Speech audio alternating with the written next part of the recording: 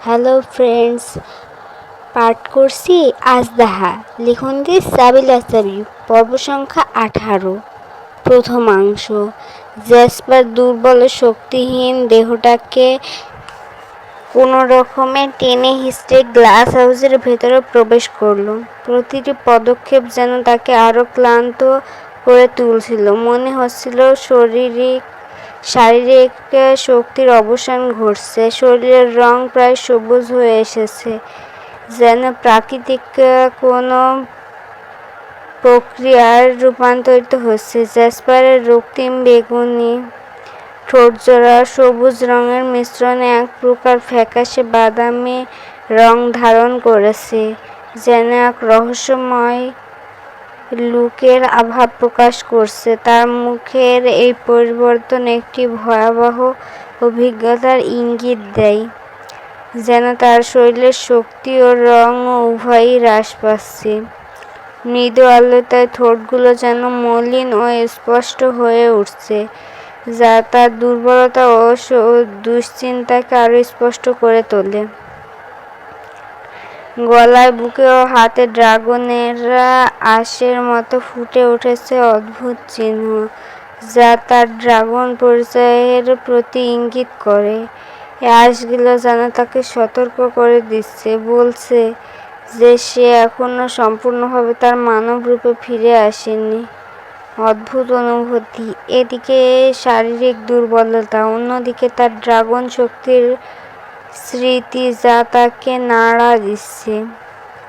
Glass হাউসের ভেতরে ঢুকে সে এক মুহূর্তের জন্য দাঁড়িয়ে পড়ল। চারপাশে ঝিলমিল আলো তার অভ্যন্তরীণ অবস্থার সাথে এক ধরনের অদ্ভুত সঙ্গীত সৃষ্টি করছিল।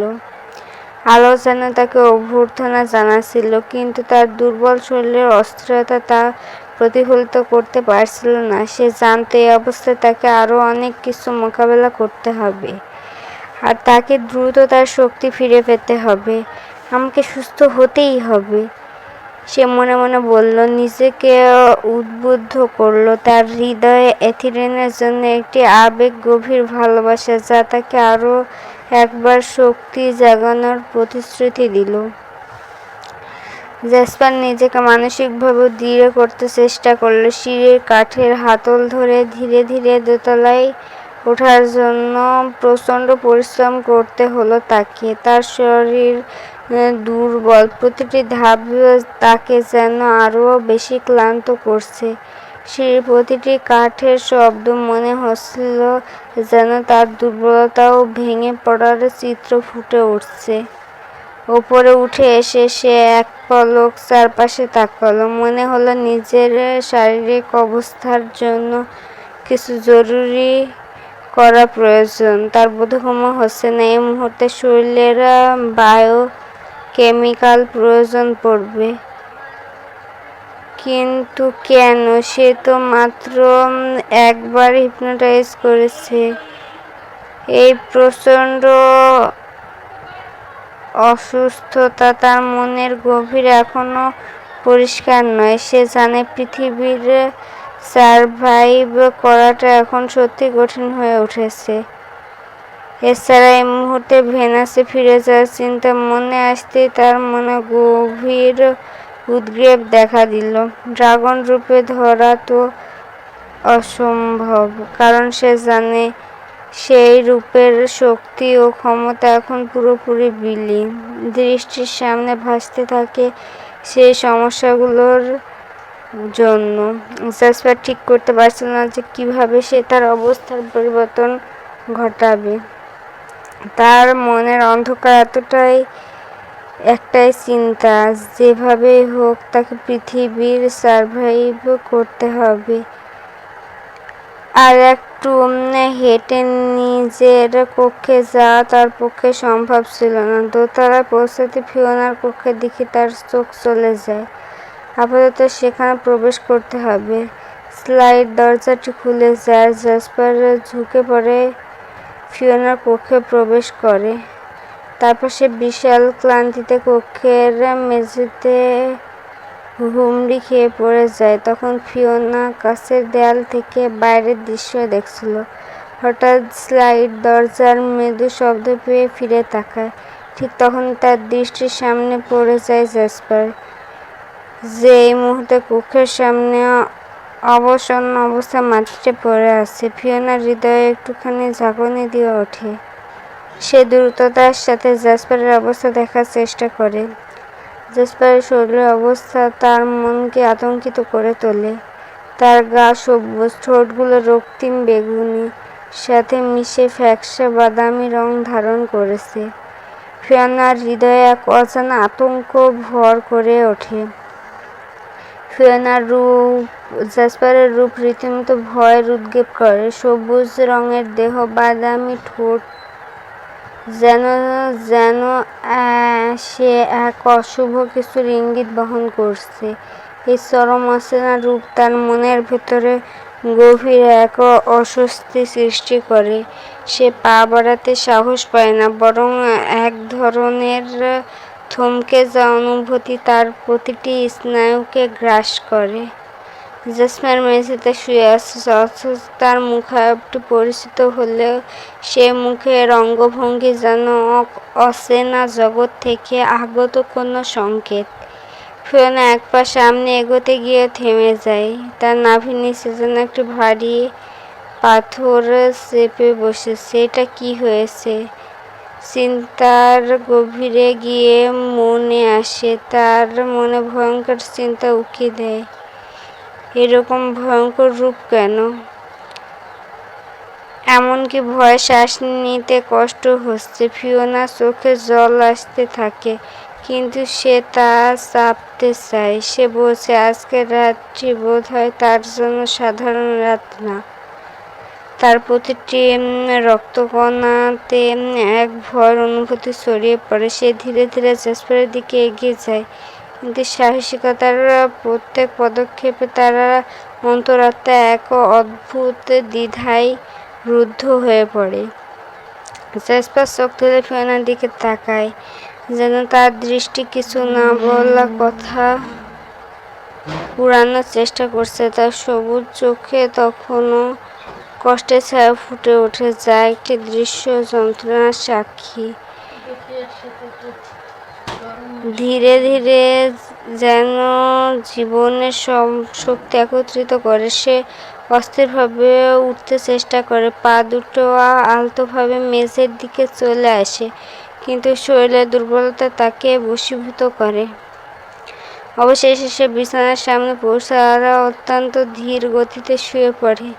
বিছানার নরম ম্যাট্রেস তার জন্য একটি প্রশান্তির আশ্রয়স্থল হয়ে ওঠে, কিন্তু তার মুখে আবার ক্ষোভ এবং কষ্ট সে লুকাতে পারে না। মুখের বাঁক যখন অস্পষ্ট, তখন তার ঠোঁটের মাঝে এক অদ্ভুত বোধ নিহিত থাকে। এই মেয়ে, সে যেন নিঃসৃত এক গম্ভীর হাহাকার তুলে বলেন।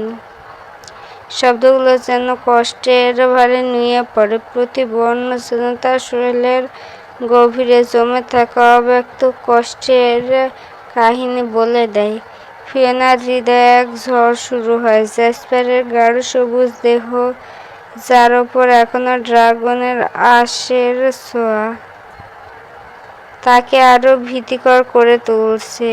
সেই মুহূর্তে ঘরটি যেন নীরবতা এবং উদ্গ্রীবের আধারে ডুবে যায়। জ্যাসপারের মুখের ভাষায় এক ধরনের অসহায়ত্ব ধরা পড়ে, যা ফিওনার অন্তরে কিছুটা অস্বস্তি জন্ম দেয়। তার মনের অন্তরে প্রতিধ্বনিত হয়, এই মেয়ে। ফিওনা আতঙ্কিত এক পা এগিয়ে আসে, যেন সেই মুহূর্তে তার অস্থির হৃদয়ে এক শৃঙ্খলা আনতে চাইছে। জ্যাসপারের রূপের ভীতি তাকে কিছুটা থমকে দেয়, কিন্তু তার গলার গভীর শ্বাসগ্রহণের শব্দে কিছুটা সাহস যোগায়। আলভিরাকে ডাকো, জ্যাসপার অগ্নিঝরা কাঁপা কাঁপা কণ্ঠে নির্দেশ দেয়। তার কণ্ঠস্বরের গম্ভীরতা যেন চারপাশের বাতাসকে ভারী করে তোলে। ফিওনা কিছু একটা প্রশ্ন করার ভাবমূর্তি ফুটিয়ে তোলে, তবে এর আগে জ্যাসপারের সবুজ চোখ জোড়া নিমেষে বন্ধ হয়ে যায়। সে এক মুহূর্তে সে পুরো পৃথিবী থেকে বিচ্ছিন্ন হয়ে গেল। এটা ছিল এক বিচ্ছিন্নতা, একটি দুর্ভাগ্যের সংকেত। ফিওনা দ্রুত কক্ষ থেকে বেরিয়ে এসে যেন মুহূর্তে কণ্ঠস্বর গিলিয়ে খাওয়ার চেষ্টা করলো। তার হৃদয়ে আতঙ্কের স্রোত প্রবাহিত হতে লাগলো। মনে হচ্ছিল প্রতিটি মুহূর্তে অশুভ কিছু ঘটতে পারে। আলবেরার কক্ষের দিকে এগোতে গিয়ে সে হঠাৎ একটি তীক্ষ্ণ বোধ অনুভব করে। মনের গভীরে একটি ক্ষীণ স্বর যেন তাকে বলছিল, এই মুহূর্তে সঠিক সিদ্ধান্ত নিতে হবে, না, এখান থেকে পালাতে হবে।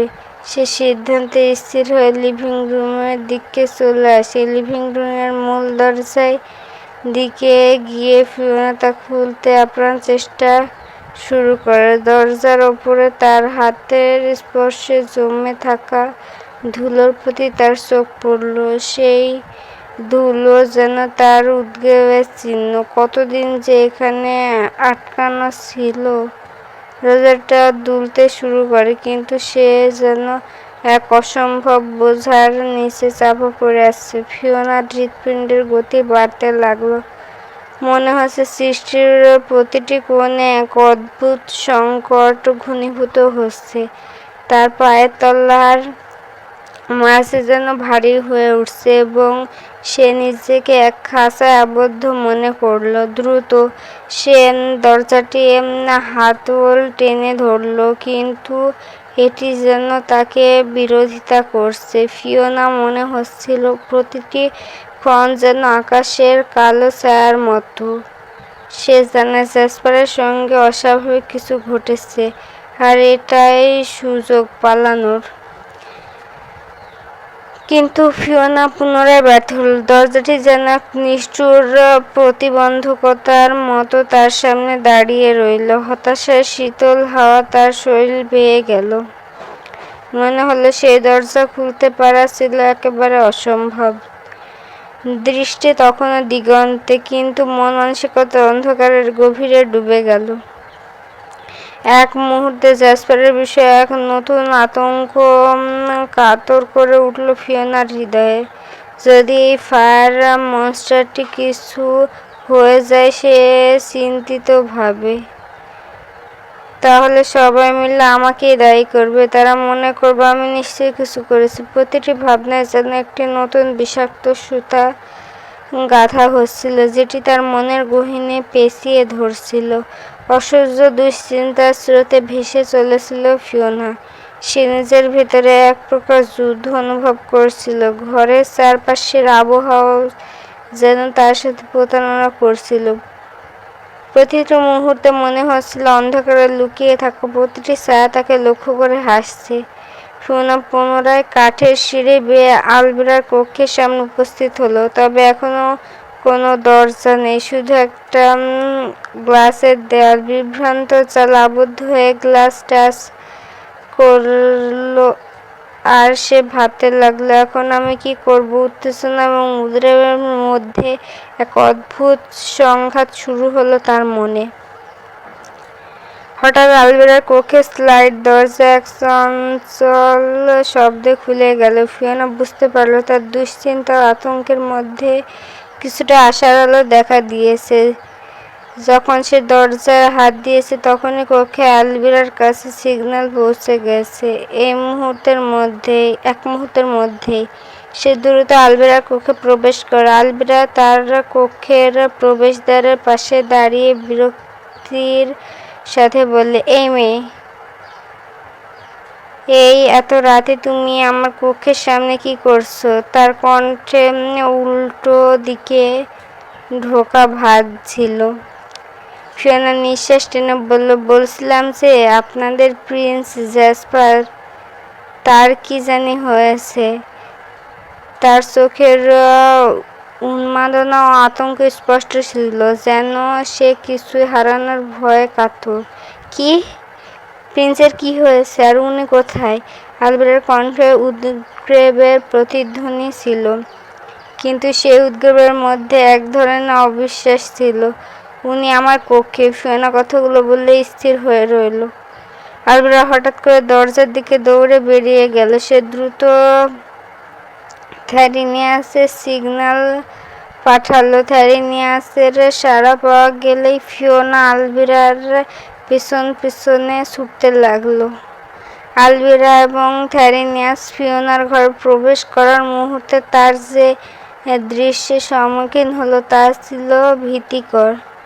জেসপার বিছানায় উপুড় হয়ে হাত পা ছড়িয়ে শুয়ে আছে, যেন কোনো অদৃশ্য শক্তি তাকে দখল করে রেখেছে। তার মুখাবয়ব নিস্তেজ, শরীরের রং এখন সবুজ আর ঠোঁটগুলো বাদামি মিশ্রণে ধূসর হয়ে আছে, যেন একটি বেদনাদায়ক সংকট। এটা কি হয়েছে? থ্যারিনিয়াসের কণ্ঠে উদ্বেগের ছাপ স্পষ্ট। সে দ্রুত জেসপারকে সোজা করার জন্য এগিয়ে এলো। আলভিরা কিছু না বলেই তার চোখে উদ্বেগ এবং সহানুভূতির চিহ্ন ছিল। হিপনোটাইজ করার ফলে এরকম হয়েছে, আলভিরা বলল। তার কণ্ঠে বিচলিত ভাব ছিল। আমাদের দ্রুত কিছু করতে হবে, থ্যারিনিয়াস। জেসপারের শরীরের অবস্থা দেখে মনে হচ্ছে সে একটি কঠিন সংগ্রামের মধ্যে ছিল, যা তার অভ্যন্তরীণ শক্তির সীমা অতিক্রম করেছে। থ্যারিনিয়াস জেসপারের মাথা তুলতে সাহায্য করে, যেন তার গলা সহজে নিঃশ্বাস নিতে পারে। আমরা এখন কি করব? আলভিরা আতঙ্কিত গলায় জিজ্ঞেস করলো। মনে হচ্ছে প্রিন্সের শরীরে বায়োকেমিক্যালের ঘাটতি দেখা যাচ্ছে, থ্যারিনিয়াস উত্তর দিল। তবে আমাদের আগে নিশ্চিত হতে হবে কী কারণে এই অবস্থা। আলভিরা দ্রুত চারপাশে নজর রাখল, যেন কিছু অদ্ভুত সংকেত খুঁজে বের করতে পারে। তার শরীরে বায়োকেমিক্যাল প্রবেশ করানোর ব্যবস্থা করতে হবে। জেসপারের নিথর শরীরের দিকে তাকিয়ে আলভিরা মনে এক ধরনের দুশ্চিন্তা ভর করল। সে জানে জেসপার তার জন্য কতটা গুরুত্বপূর্ণ এবং তাকে সুস্থ করতে না পারলে তাদের ভেনাসের সবাইকে এক কঠিন পরীক্ষার সম্মুখীন হতে হবে। আলভিরা, তুমি অ্যাকুয়ারাকে ডাকো, থ্যারিনিয়াস বলল, তার কণ্ঠে দ্রুততা আর জরুরি অনুভূতি। ও কিছু ভেষজ ঔষধ তৈরি করতে পারবে, আর আমি এখনই ল্যাবে যাব। ডেকন্সের সাথে কথা বলতে হবে, সে আমাদের সাহায্য করতে পারে। ঠিক আছে, আমি এখনই অ্যাকুয়ারাকে ডেকে আনছি, আলভিরা নিশ্চিত কণ্ঠে বলল। তার মুখে উদ্বেগের ছাপ ছিল, কিন্তু সে জানত এই মুহূর্তের সময় খুব মূল্যবান। থ্যারিনিয়াস দ্রুত ল্যাবের দিকে রওনা হলো। তার মনে দৃঢ় সংকল্প। সে জানত যে ড্রাকোনিয়াসের সাহায্য ছাড়া তারা এই সংকট থেকে বেরিয়ে আসতে পারবে না। আলভিরা শীঘ্রই ফিওনার কাছে ফিরে আসলো। আমি অ্যাকুয়ারাকে ডাকতে যাচ্ছি, তুমি এই মুহূর্তে প্রিন্সের কাছে থাকো, আমরা খুব তাড়াতাড়ি ফিরে আসব। অ্যাকুয়ারা আলভিরার ডাক শুনে দ্রুত ফিওনার কক্ষে প্রবেশ করলো। তার চোখে উদ্গ্রীবের ছাপ। আর আলভিরার কথাগুলো শুনে বুঝতে পারল যে পরিস্থিতি কতটা জটিল। আলভিরা, প্রিন্সের অবস্থা খুব গুরুতর। অ্যাকুয়ারা দ্রুত বলে উঠল, আমাদের হাতে সময় না, আমাদের এখনই ভেষজ ঔষধ তৈরি করতে হবে। তুমি এখনই যাও, আলভিরা উত্তর দিল। তাড়াতাড়ি উপাদান সংগ্রহ করো, ঔষধ তৈরির কাজে লেগে পড়ো। প্রিন্সের জন্য একটা সময় এখন খুব গুরুত্বপূর্ণ। ঠিক আছে, বলে অ্যাকুয়ারা মাথা নাড়ায়। আমি বাইরে যাচ্ছি, প্রাকৃতিক উপাদানগুলো খুঁজে বের করতে হবে। অ্যাকুয়ারা দৌড়ে বাইরে চলে যায়। পাড়ের পাদদেশে গিয়ে সে চারপাশের সৌন্দর্যকে এক ঝলকে দেখল। গাছের পাতা সবুজে মোড়ানো, ভেজা মাটির গন্ধ তাকে নতুন করে শক্তি দিল। প্রথমে সে জিঙ্কের সন্ধানে বের হলো। কিছুক্ষণের মধ্যে সে এক প্রাচীন গাছের গোড়ায় একটি সোনালি রঙের পাথর দেখতে পেল। এটি জিঙ্কের উপস্থিতি নির্দেশ করে। এই তো, সে নিজে থেকেই বলল। তারপর গ্রিনসেঙ্গের খোঁজে বের হলো। এই গাছের মূলটি শক্তি বাড়ানোর জন্য বিখ্যাত। দূরে একটি উঁচু টিলার ওপরে সে দেখতে পেল কিছু গ্রিনসেলের ফুল। সে এগিয়ে গেল, মাথা নিচু করে কুড়ে কুড়ে বের করলো কিছু গাছের মূল। এইগুলি ভেষজের জন্য খুবই প্রয়োজনীয়, সে মনে মনে ভাবল। তারপর কিছু সময় কাটিয়ে অ্যাকোয়ারা ভালোবার খসে গেল। সে জানে এই ভেষজটি ক্লান্তি দূর করতে সাহায্য করে। পাহাড়ের প্রান্তে তাকে একটি ছোট্ট ঝর্ণার পাশে স্যাঁতসেঁতে মাটি হেলোবা ফুলগুলো ফুটে থাকতে দেখল। এগুলোও পাওয়া গেছে। সে উল্লাসিত হয়ে বলল, দ্রুত কয়েকটি তুলে নি। অবশেষে মোরিঙ্গা ও ক্যামামাইলের জন্য সে আরো গভীরে চলে গেল। কিছুক্ষণ পর সে একটি বন্য গাছের নিচে কিছু সুন্দর মোরিঙ্গার পাতা আবিষ্কার করল। এটি অবশ্য কাজে লাগবে, সে বলল, এক হাতে তুলে নিয়ে। শেষে দূরে একটি ছোট মাঠে ক্যামোমাইলের ফুল দেখতে পেয়ে তার মুখে হাসি ফুটল। এগুলো তো নিঃসন্দেহে ভেষজের জন্য প্রয়োজনীয়, সে বলল। সেগুলো তুলে নিল। সব উপাদান সংগ্রহ করে একা গ্লাস হাউসে ফিরতে শুরু করলো। তার হৃদয়ে একটি আশা, আমি প্রিন্সের জন্য কিছু একটা করতে পারবো। অ্যাকোয়ারা হাউসে ফিরে কিচেনের দিকে তীব্র গতিতে এগিয়ে গেল। তার চোখে একটি দৃঢ় সংকল্প। সে জানে জ্যাসপারের জন্য প্রতিটি সেকেন্ড অমূল্য। সব উপাদান একত্রিত করে সে দ্রুততার সাথে রসটি প্রস্তুত করতে শুরু করলো। মিষ্টি গন্ধ, তাজা প্রাকৃতিক উপাদানের মিশ্রণে কিচেনটি এক ঝলমলে আভায় ভরে উঠল। একবার কাঁচের বোতলের রসটি ঢেলে সে নিশ্চিত হলো যে সবকিছু সঠিকভাবে হয়েছে। অন্যদিকে থ্যানিয়াস ড্রেকোনিসের সঙ্গে ল্যাবে বসে কথা বলছিল। তার কণ্ঠে উদ্গ্রীব, আর সেই উদ্গ্রীবের চিহ্ন ছিল তার চোখের গভীরে। কিং, প্রিন্স আর্জেন অসুস্থ হয়ে গেছে, থ্যানিয়াসে বলল একটি গভীর শ্বাস নিয়ে। সব ঘটনা খুলে বলল থ্যানিয়াস। পরিস্থিতি খুবই খারাপ জানালো ড্রেকোনিসকে। ড্রেকোনিসের মুখের অভিব্যক্তি মুহূর্তে পরিবর্তন হলো। তার চোখে উদ্গ্রীবের ছাপ। কি বলছো? আমার পুত্রের কি হয়েছে? প্রিন্সের শরীরের বিপর্যয় ঘটেছে, তাকে দ্রুত বায়োকেমিক্যাল প্রবেশ করাতে হবে। থ্যানিয়াসের ব্যাখ্যা করলো। তার শরীরের তীব্রতা ছিল, কণ্ঠে ছিল তীব্রতা। কিন্তু কিং, সে ধীরে ধীরে বলল, এই কেমিক্যাল পৃথিবীতে নেই, আমাদের দ্রুত কিছু করতে হবে। ড্রেকোনিস এক মুহূর্তের জন্য চিন্তা করল। অ্যাকোয়ারার প্রাকৃতিক উপাদান ব্যবহার করে ওষুধ তৈরি করছে। থ্যানিয়াস পুনরায় বলল, যদি ভেষজ উপাদান ঠিকঠাকভাবে কাজ করে তবে হয়তো প্রিন্সের শরীরের অবস্থায় কিছুটা উন্নতি হবে। ড্রেকোনিসের হৃদয়ে এক অসহনীয় কষ্ট অনুভূত হচ্ছিল। নিজের অন্য এক পুত্র বিপদ থেকে রক্ষা করতে গিয়ে কত কঠিন পরিস্থিতির সম্মুখীন হতে হলো জ্যাসপারের কল্পনা করতে পারছিল না। তার মনে হচ্ছিল জ্যাসপারের জীবনের জন্য এই মুহূর্তের প্রতিটি সেকেন্ড মূল্যবান। এসব কিছু আমার জন্য হচ্ছে, ড্রেকোনিস বলল। তার গলা কাঁপছে। নিজের একজন পুত্র বিপদ থেকে রক্ষা করতে অন্য একজন পুত্রকে কত বড় বিপদের মুখে ঠেলে দিলাম। ওর ব্রেনে ডোপামিন হরমোন নিষ্ক্রিয় না হওয়ার প্রভাবে এসব হচ্ছে। পৃথিবীর সারভাইভ করতে ওর হরমোন অত্যন্ত গুরুত্বপূর্ণ। থ্যানিয়াস তার গুরুজনদের উদ্বেগের গভীরতা বুঝতে পারল এবং দ্রুত উত্তর দিল, তাহলে কিং, এখন আমরা কি করব? ড্রেকোনিসের চোখে দৃঢ়তা ফিরে এলো। অ্যাকোয়ারা যদি প্রাকৃতিক উপাদান ব্যবহার করে কিছু সৃষ্টি করতে পারে তবে আমাদের সেটার ফলাফলের অপেক্ষায় থাকতে হবে। যেভাবে হোক আমার পুত্রকে ঠিক করো, থ্যানিয়াস, ড্রেকোনিস বলল, তার কণ্ঠে হতাশা। অ্যাকোয়ারা দ্রুত তার প্রস্তুতকৃত ঔষধের বোতলটি হাতে নিয়ে ফিওনার কক্ষে প্রবেশ করে। তার চোখের মধ্যে হতাশার ছাপ স্পষ্ট। এটা নাও, অ্যাকোয়ারা বলল, বোতলটি আলবেরার দিকে বাড়িয়ে দিয়ে। এতে আমি জিঙ্ক, গিনসেঙ্গ,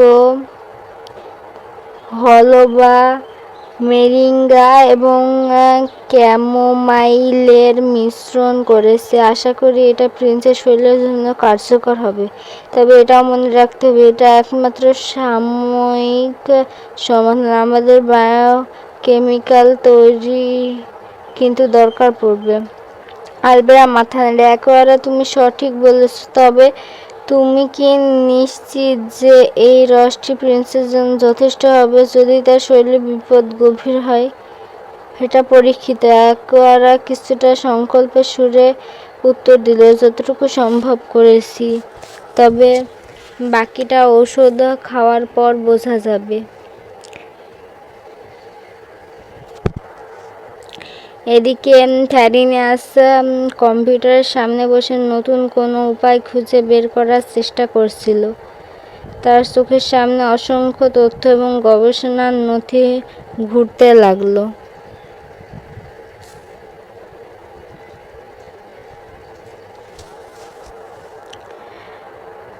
ফিওনা হতাশ এবং উদ্বেগের মাঝে দাঁড়িয়ে দাঁড়িয়ে কেবল ঘটনাগুলো দেখে গেল। তার চোখে এক অজানা শঙ্কা ছিল, যেন সে জানতো কিছু একটা বড় বিপর্যয়ের দিকে এগিয়ে চলেছে। আলবেরা দ্রুত জাসপারের মাথাটি একটু উঁচু করে তার ঠোঁটে ভেষজ ওষুধটি ঢেলে দেয়। ওষুধটি গলিয়ে যাওয়ার পর কিছুক্ষণ তারা অপেক্ষা করলো, কিন্তু সময় কেটে গেল আর কিছু পরিবর্তন ঘটল না।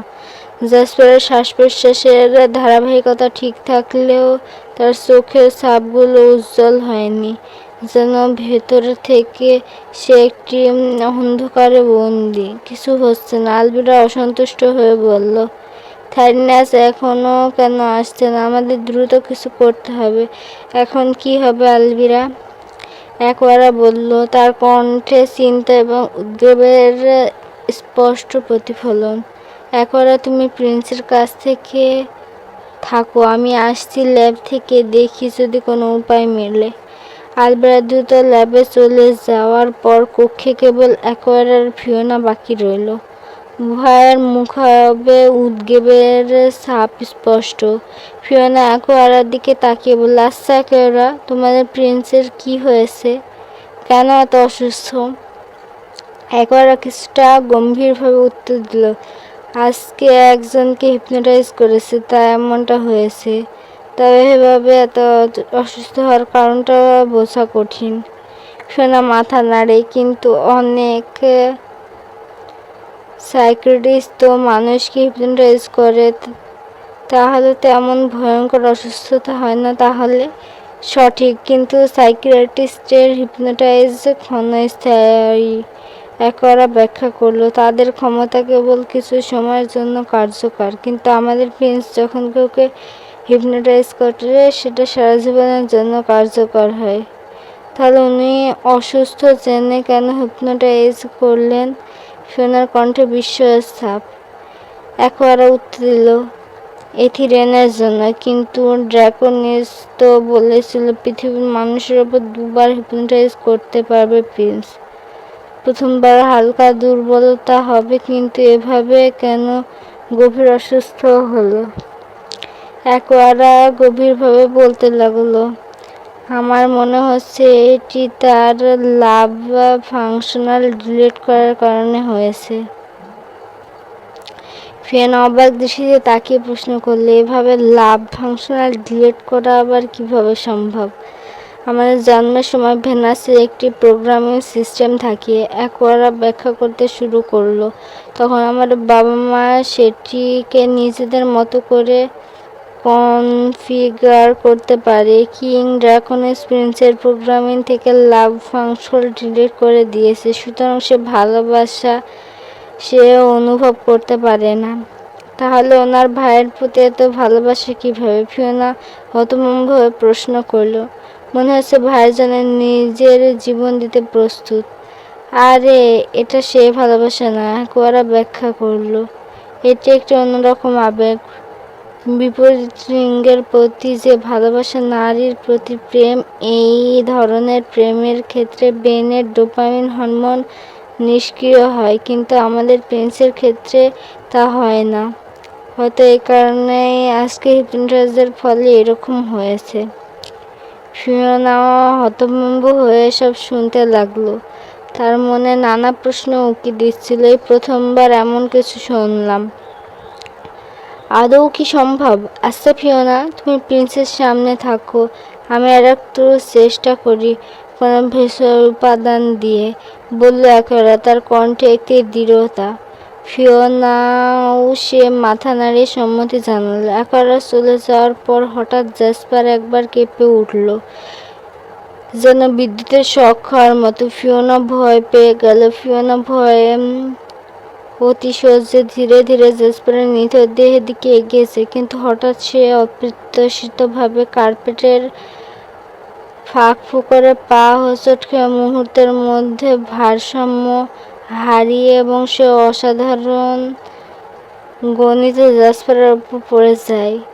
এই অপূর্ণ সামঞ্জস্যের ফলে ফিওনার ঠোঁটগুলো সরাসরি জ্যাসপারের ফ্যাকাশে বাদামি ঠোঁটজোড়ার সাথে মিলে যায়। একটি নিঃশব্দ এবং অবাক কান্নার আবহে ফিওনার চোখ দুটো বিস্ফোরিত হয়ে যায়, যেন সময় এক ঝলকেই থেমে গেছে। তার হৃদয়ের কাঁপুনি মুহূর্তে উপলব্ধি করে যে এই সজীব, অদ্ভুত এবং অসীম আবেগের শিখা তাকে এক নতুন অভিজ্ঞতার সম্মুখীন করছে। ধন্যবাদ সকলকে। গল্পটি কেমন লাগলো কমেন্ট করে জানাবেন, আর আমার এই ছোট্ট চ্যানেলটি পাশে থাকবেন।